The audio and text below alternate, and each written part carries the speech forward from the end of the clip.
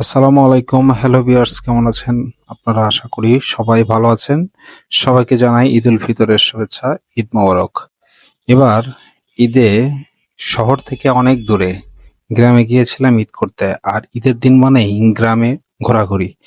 আর বয়স্ক চাচা, বড় বাপ, ভাস্তা, ভাতিজা সবাইকে নিয়ে ঘুরতে গিয়েছিলাম ঈদের দিন শালবাগান।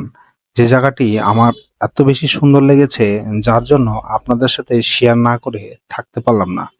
ঈদের দিন সবাই মিলে এই শালবাগানে ঘুরতে গিয়েছিলাম। মোটামুটি ৩০টা বাইক হবে এবং লোক সংখ্যা ছিল অনেক।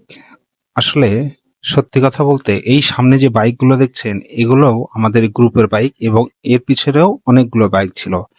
এখানে গিয়ে দেখতে পেলাম অনেক শালবন এবং শাল গাছ, যেটা অনেক পুরাতন। এটি রংপুর বিভাগের দিনাজপুর জেলার নবাবগঞ্জ থানায় অবস্থিত এবং এই শালবাগানের মধ্যে রয়েছে একটি শুকনো পুকুর। এছাড়াও এই শালবাগানে রয়েছে অনেক পুরাতন গাছ। দেখুন, আমাদের গ্রুপে যে সকল মুরব্বীরা, ইয়ং পোলাপান সবাই মিলে গিয়েছিলাম এবং সবকিছু শেষে গেছিলেন হয়েছে নবীর আড্ডা, গান এবং মাস্তি। গুণগান